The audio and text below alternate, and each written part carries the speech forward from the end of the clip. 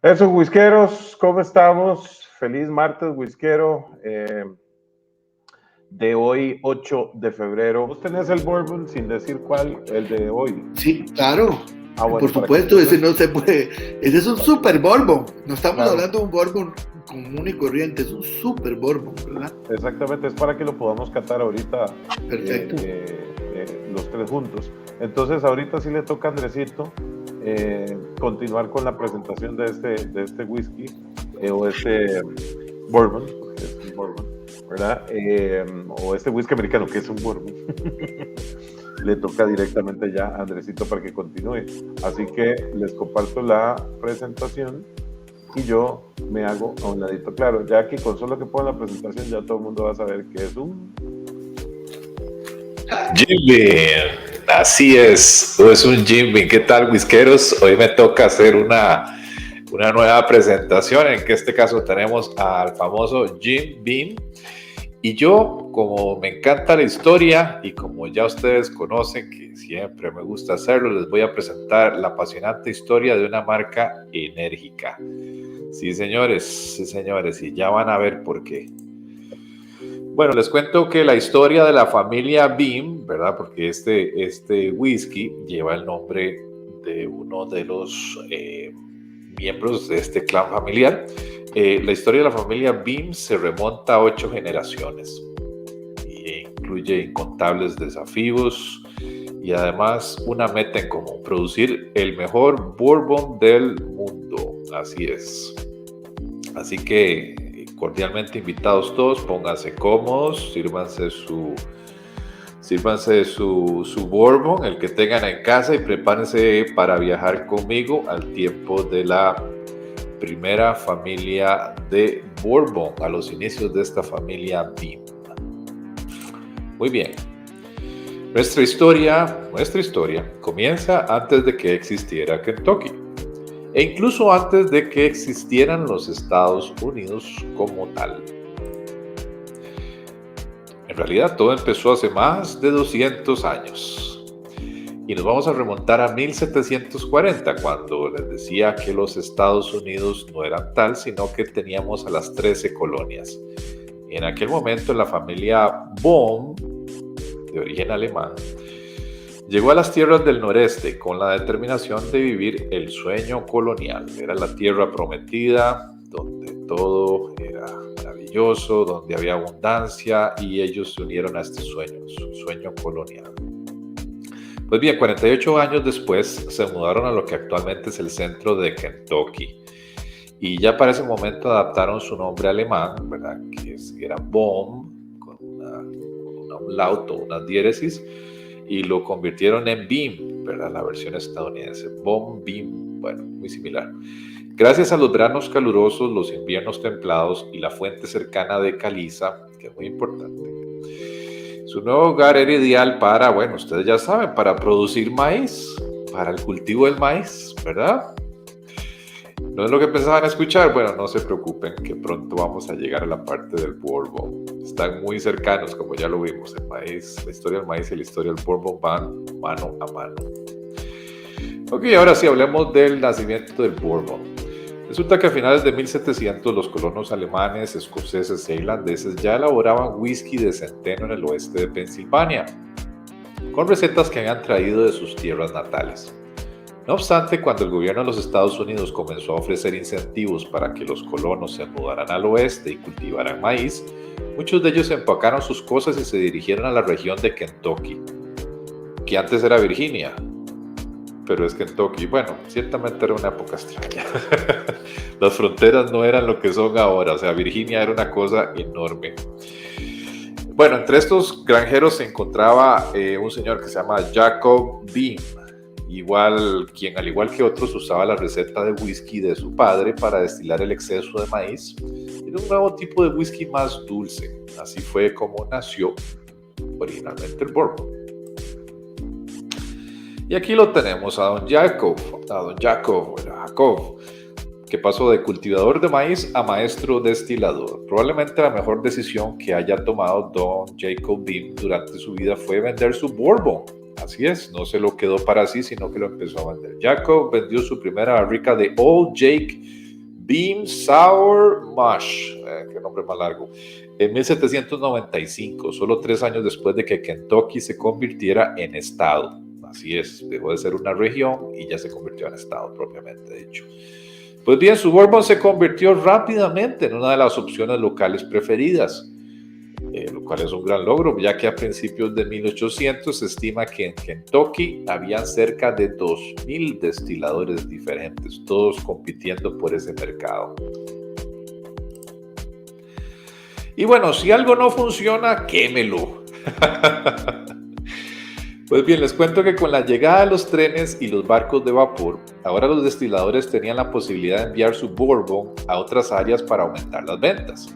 Sin embargo, la expansión del mercado del bourbon generó un nuevo problema, la escasez de barricas. Así es, debido a que no habían suficientes barricas, los destiladores comenzaron a guardar el bourbon en barricas usadas para almacenar los otros productos, pescados y vinagre, por ejemplo. Y obviamente esta decisión tuvo efectos secundarios muy desagradables. A nadie le gusta el whisky con sabor a pescado, ¿verdad? Bueno, afortunadamente pronto se produjo un gran descubrimiento. Si al quemar el interior de estas barricas con fuego, se eliminaban esos olores desagradables y se las preparaba para almacenar whisky. Y así fue como los destiladores comenzaron a usar barricas de roble tostado. Muy interesante, ¿verdad? Ok, hablemos del primer cambio de manos. En 1820, nuestro amigo Jacob Beam entregó la destilería a David Beam, su brillante hijo, que es este señor que tenemos aquí en el dibujo. Pues bien, en esa época el bourbon solo se podía distribuir de forma local. Por lo tanto, en lugar de embotellarlo y venderlo en tiendas, como sucede en la actualidad, las personas llevaban sus propios envases a la destilería y los llenaban directamente desde la barrica. Así es, ellos llevaban su garrafón y se iban a servir. No obstante, don David, el hijo, presentía que se aproximaba un cambio y tuvo la prudencia de ampliar la destilería para el crecimiento futuro. Él era visionario, ¿verdad? Y de cambiar los alambiques por destiladores de columna para permitir un funcionamiento continuo. ¿Se acuerdan que hablamos de la diferencia de los alambiques, donde los que no son de columna hay que parar, los de columna producen constantemente? Bueno, asimismo cambió el nombre del bourbon a Old Dove, que quiere decir en inglés la vieja tina, ¿verdad? Vieja tina de madera, ¿verdad? Donde se almacena el sour mash o esta mezcla, ¿verdad? Por eso se llamaba así. Bueno, le puso Old Dove para que coincidiera con el nombre de la destilería, que también se llamaba así. Bien, y hablemos de beneficios accidentales. ¿Qué es esto? Bueno, dado que los viajes de esa época no eran rápidos, para nada eran rápidos, una vez que se cargaban las barricas en los barcos de vapor con destino a Nueva Orleans, que era uno de los grandes mercados en ese entonces, el bourbon tenía tiempo para penetrar la madera y extraer los azúcares caramelizados que se generan durante el proceso de tostado. Pues bien, esto aportó al whisky un sabor a caramelo y un color dorado espectacular. Rápidamente se tornaron muy populares. Pues bien, poco tiempo después los consumidores empezaron a pedir este nuevo tipo de whisky por su presidencia. Así es, ellos querían whisky añejado del condado de Bourbon, donde originalmente se empezó a producir. Bien, cuando tenga dudas, apueste por el ferrocarril. Avancemos ahora hasta 1854, luego de suceder a su padre en la administración de la destilería, don David M. Beam quiso aprovechar la recién adquirida popularidad del bourbon. Cuando se enteró de los planes para ampliar la línea del ferrocarril en Kentucky, trasladó la destilería al condado de Nelson bajo el nombre de D.M. Beam y Company. Entonces tuvo la posibilidad de enviar Old Dove al norte y al sur, ya que se encontraba a unas pocas yardas de las nuevas vías. Gracias a la decisión de embotellar y poner su marca en cada botella, comenzó a transformar su bourbon en una marca nacional. Una decisión inteligente. Bien, ahora hablemos de la guerra y el bourbon. Para la época de la guerra de secesión, la guerra civil, el bourbon era tan popular que incluso el general Ulysses S. Grant se había convertido en un consumidor entusiasta. Y debido al éxito del general, se dice que el presidente Abraham Lincoln dijo de él: averigüen qué toma y envíenle una caja a mis otros generales. Bien, hablemos del ascenso y la caída de Old Dove. Resulta que en 1894, don James Beauregard Bean, Jim Beam para sus amigos y familiares, sucedió a su padre David M. Bean en la administración de la destilería. Para aquel entonces, Old Dove era una de las principales marcas nacionales de bourbon. Y a lo largo de los primeros años del siglo XX, Old Dove y el bourbon en general continuaron creciendo y expandiéndose y se desarrollaron rigurosos estándares de calidad y de producción. Posteriormente, en 1920, la era de la prohibición puso un freno repentino. Durante más de una década se clausuró el negocio del bourbon. Así es. Y esto se le conoce como la época de los alambiques secos. Imagine haber trabajado toda su vida en pos de un objetivo y enterarse de repente que ese objetivo ya no es legal. Eso fue exactamente lo que le sucedió a Jim Beam. Durante los 13 años que duró la era de la prohibición, se vio forzado a abandonar el trabajo de toda su vida, su gran pasión. Esto marcó el único periodo en la historia de la destilería de más de 220 años durante la cual la familia no destiló bourbon. Obviamente no hay mucho que contar sobre la historia del bourbon en esta época, pero Jim Beam no se dio por vencido. Él tenía que brindar sustento a su familia. Entonces lo que hizo fue probar suerte con la minería de carbón y con el cultivo de cítricos. Afortunadamente para todos nosotros no tuvo mucho éxito en estas aventuras. Un haz de luz en una época oscura. Una buena noticia para la familia Beam es que durante esta época se realizó el matrimonio de la hija de Jim, Margaret, con Frederick Booker Noe. Su hijo, Frederick Booker Noe II, se convertiría en un maestro destilador y continuaría la tradición de la familia Beam. Nada mejor que una boda para superar un trance amargo, ¿no creen?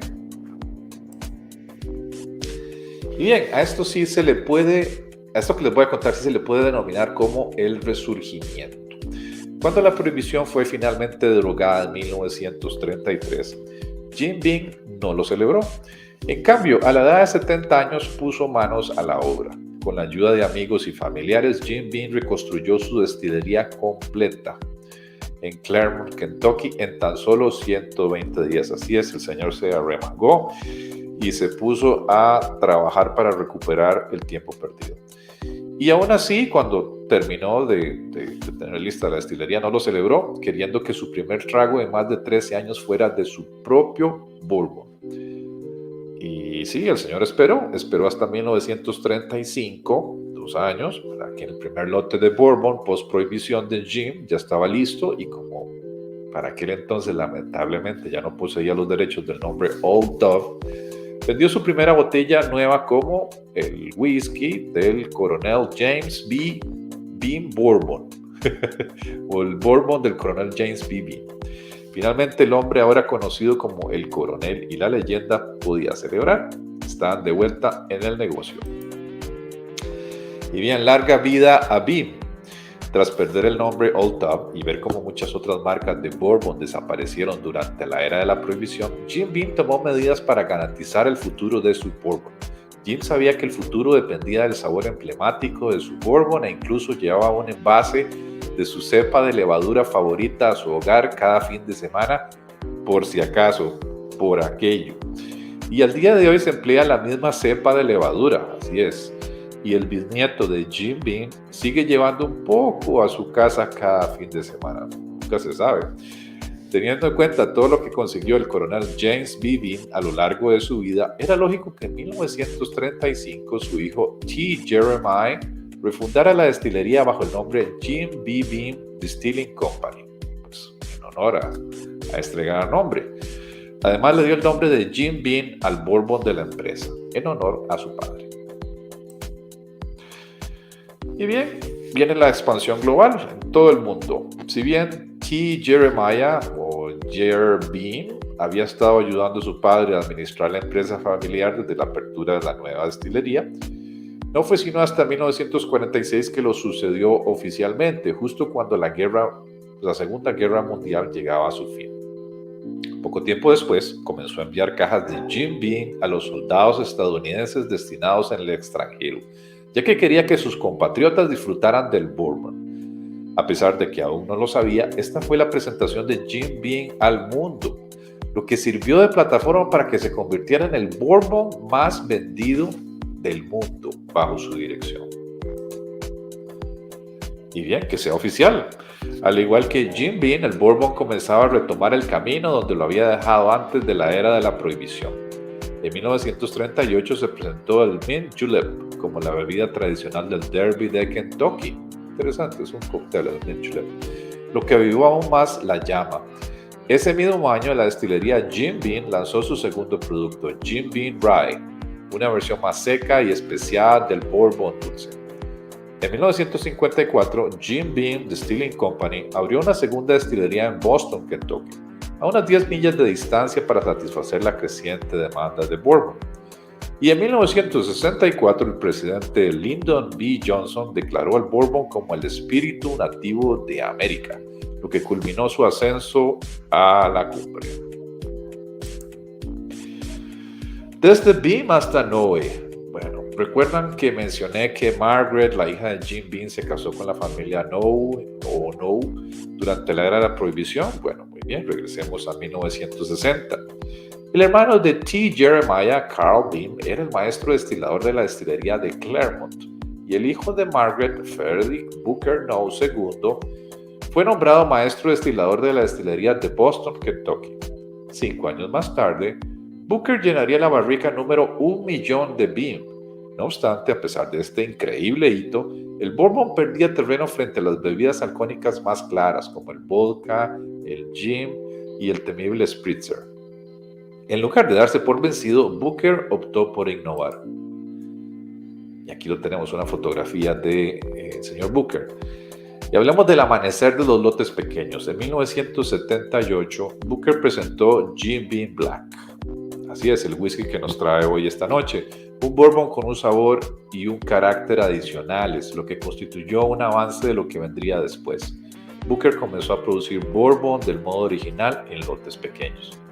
En 1987 produjo un cambio radical en la industria del bourbon con el lanzamiento de Booker's, el primer bourbon de lotes pequeños del Jim Beam. Este bourbon no se filtraba ni se cortaba, sino que se vertía directo de la barrica, algo a lo que la gente no estaba acostumbrada. Con un costo de $35 por botella, el equivalente a unos $73 en la actualidad, tenía un precio a la altura de su cuidadosa elaboración. Una colección que vale la pena. Luego el lanzamiento de Booker's, Booker Noe aún tenía otras ideas. En 1992 lanzó Small Batch Bourbon Collection, que se sumó a su primer bourbon de lotes pequeños, ya que me está llamando, junto con Baker's, Basil Hayden's y Knob Creek. Ese toque de innovación revitalizó de forma eficaz la categoría del bourbon e impulsó a Knob Creek, que se convirtió en el bourbon super premium más vendido del mundo. Añadamos un poco de sabor. En 1992, Booker fue sucedido por su hijo y el actual maestro destilador Frederick Booker Noe III. Con este cambio de mando, Fred Noe se convirtió en la 7ª generación de maestros destiladores de la familia Beam, y en 2005 llenó la barrica número 10 millones de Jim Beam. Sin embargo, Fred se encargaría de otras cosas y no solo de lograr números récord de barricas. Al igual que su padre, tenía una inclinación por la innovación y en 2009 lanzó Red Stag by Jim Beam. Esta combinación de licor de cereza y Kentucky Straight Bourbon Whiskey de Jim Beam tomó al mundo del bourbon por sorpresa. De esa manera, abrió las puertas de un nuevo terreno de posibilidades inspiradas en el bourbon. Y bien, aún hay más Beam. Con base en el éxito de Red Stag, Fred lanzó Jim Beam's Devil Cut en 2011, o el corte del diablo. Se trata de un non-bourbon con un nombre siniestro, que se elabora con el líquido que quedó atrapado dentro de la madera de la barrica durante el añejamiento. Interesante.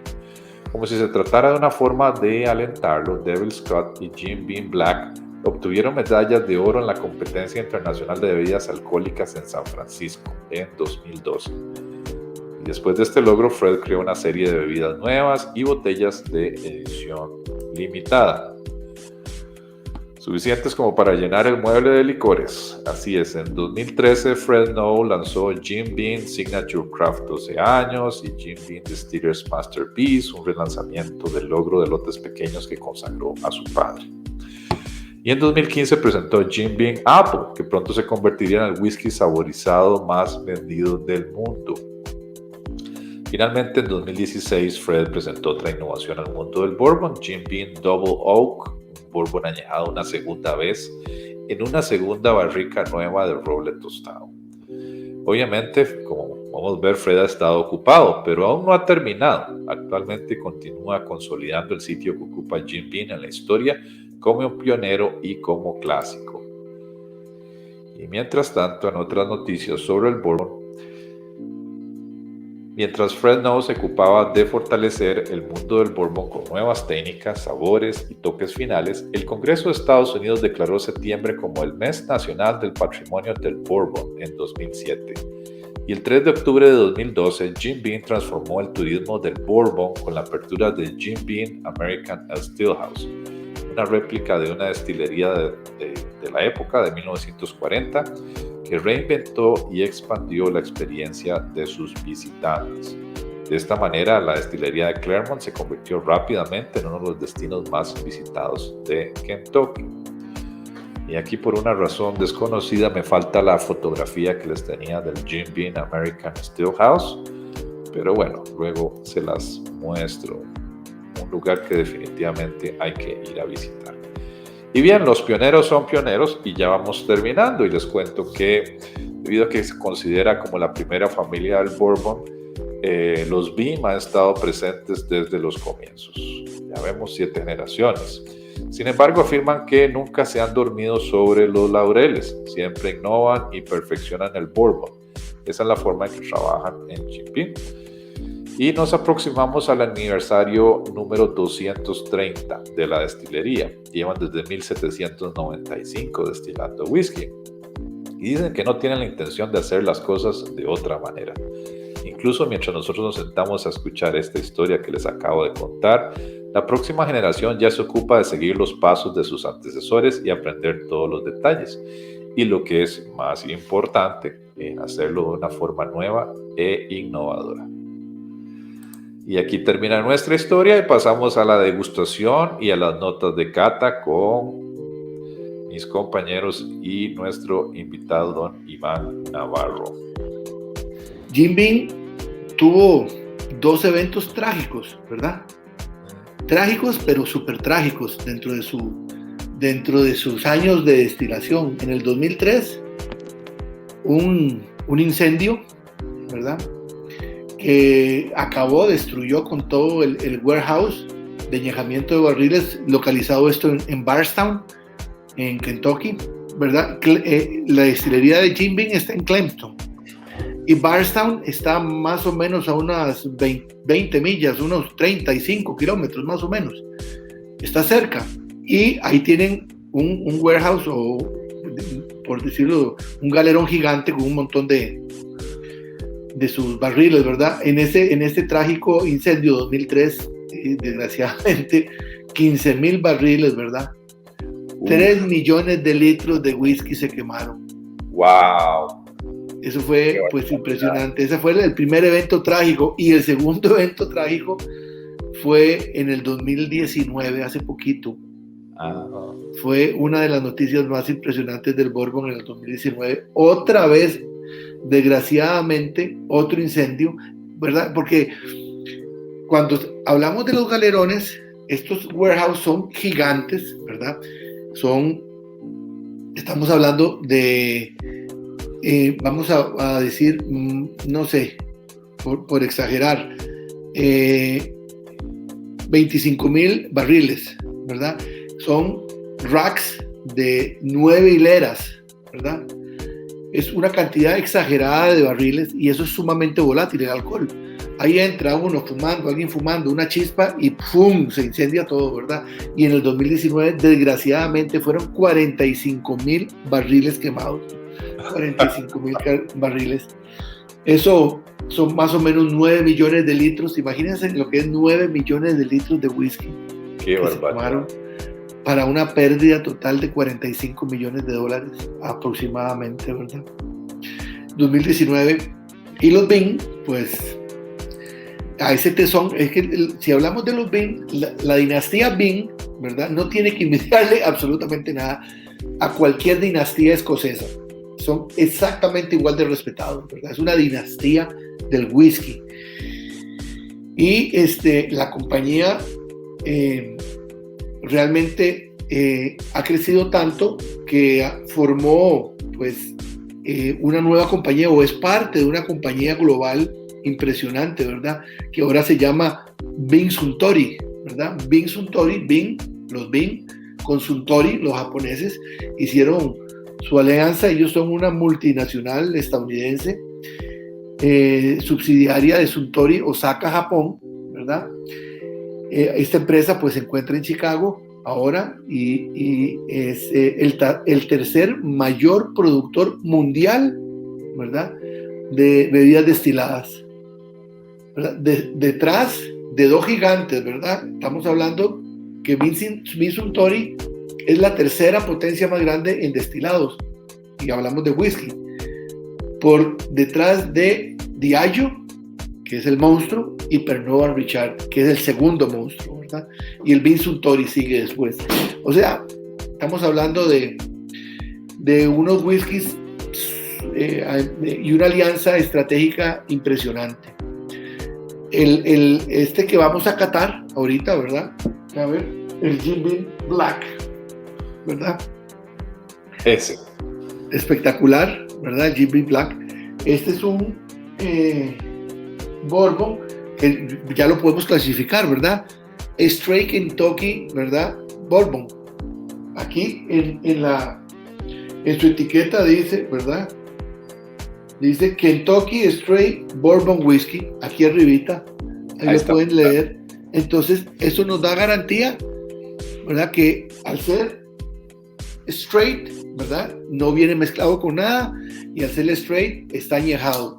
Pero este que se llama Black, y dice, aquí dice en su etiqueta, a ver si, Extra Age, este es añejado 2 años más, ¿verdad? Si no me equivoco, el añejamiento de este whisky o de este bourbon son 5 años. Entonces es un producto de primera calidad. Yo no sé, yo los invito a degustarlo. Es un whisky pero excelente, Extra Age, ¿verdad? El color totalmente natural, el olor, saludcita, Gabriel, cuando yo inicio con los olores, lo primero que me sabe a mí, como es tan caramelizado, me sabe a esta palomita de maíz caramelizada. No sé si, igual la que uno come en el cine, ¿verdad? Muy, muy agradable. Vieras, Iván, que yo estaba aquí mientras que ustedes hacían esa presentación tan buena, tanto Andrés como vos, o haciéndole el toque que yo le hago aquí abajo de copa, que le hago rápido. Y vieras que me llegó, es una mezcla de vainilla y caramelo, que estoy tratando de descifrar qué es, porque es como un postre de algo, o hasta rompope, llegué a creer que podía ser rompope, imagínate. Sí. Pero porque es tanto el caramelo y la vainilla unidas, ¿verdad? Claro. Que se siente. Definitivamente Gabriel tiene razón, es un dulce muy, muy agradable. A mí me recuerda, este caramelo me recuerda como los turrones. Iván, ¿has visto esos turrones españoles, verdad? Que vienen... Claro, para todos aquellos que no lo han probado, imagínense una palomita de maíz caramelizada, ¿verdad? Delicioso. Y realmente el alcohol queda como un poquito atrás, mucha vainilla, muchísimo caramelo, ¿verdad? Y si lo llevamos a boca, calienta muy bien, o sea, bien calientito, es completo. Delicioso. Delicioso, sabe lo que yo llamo whisky vaquero, ¿va? Es bourbon, es un whisky vaquero. Sí, es fuertecito. Iván. Básicamente, pues es el color ámbar, ¿verdad? Ya lo vimos, un poquito muy bonito, ¿verdad? Un color oscuro, muy, muy agradable. Es el típico color ámbar. En aroma, ¿qué podemos percibir? Bueno, esas notas dulces, ¿verdad? Una nariz profunda. Es que Una mezcla de caramelo, hay roble. Gabriel hablaba de la vainilla, la combinación entre caramelo y vainilla.